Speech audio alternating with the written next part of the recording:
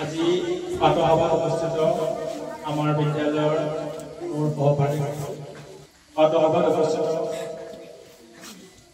ছাত্ৰ-ছাত্ৰীসকল সকলোলৈকে সুপ্ৰভাত জনাই আজি 29 আগষ্ট এই বিষয়ে তোমালোকলৈ এটা প্ৰশ্ন উত্থাপন কৰিছো। আজি 29 আগষ্ট আজি এটা বিশেষ দিন আমাৰ খেল জগতৰ লগত জড়িত এটা বিশেষ দিন। তোমালোকে জানানে বাৰু আজিৰ দিনটো কি দিৱস হিচাপে পালন কৰা হয়? ৰাষ্ট্ৰীয় ক্ৰীড়া দিৱস। শুদ্ধ উত্তৰ।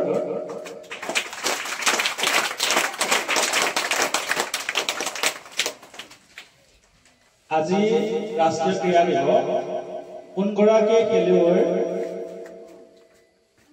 লগত জড়িত? ৰাষ্ট্ৰীয় ক্ৰীড়া দিৱস কোনগৰাকী খেলুৱৈ নামেৰে আজিৰ দিনটো ৰাষ্ট্ৰীয় ক্ৰীড়া দিৱস হিচাপে পালন কৰা হৈছে?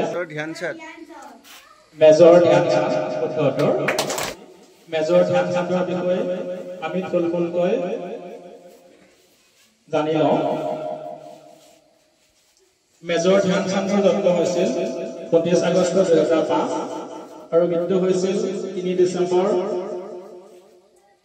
1978 চনত।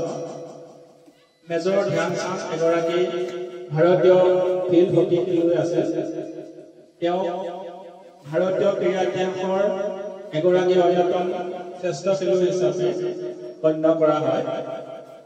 1928, 1932 আৰু 1936 চনত ভাৰতে ফিল্ড হকীত আধিপত্য বিস্তাৰ কৰা যুগত তেওঁ 3টা অলিম্পিকৰ স্বৰ্ণ পদক অৰ্জন কৰাৰ উপৰিও তেওঁ অসাধাৰণ গ'ল স্কোৰিং কৃতিত্বৰ বাবে জনাজাত আছিল।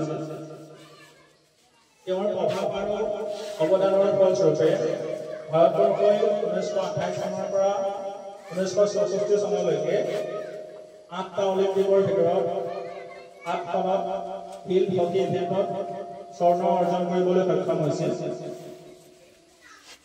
তেওঁৰ সুন্দৰ বল নিয়ন্ত্ৰণৰ বাবে হকীৰ যাদুকৰ বা দ্য মেজিচিয়ান নামেৰে জনাজাত।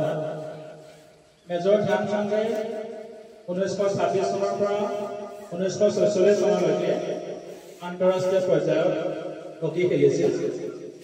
তেওঁৰ আত্মজীৱনী গ'ল অনুসৰি তেওঁ 185খন খেলত 570টা গ'ল কৰিছিল। ভাৰত চৰকাৰে 1956 চনত তেওঁ দেশৰ তৃতীয় সামৰিক সন্মান পদ্মভূষণ বঁটা প্ৰদান কৰে।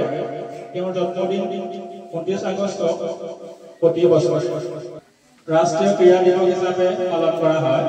তেখেতৰ স্মৃতিত 2021 চনত ভাৰতৰ সৰ্বোচ্চ ক্ৰীড়া সন্মানত মেজৰ ধ্যানচাঁদ খেলৰত্ন বঁটা নামেৰে পুনৰ নামাকৰণ কৰা হৈছে।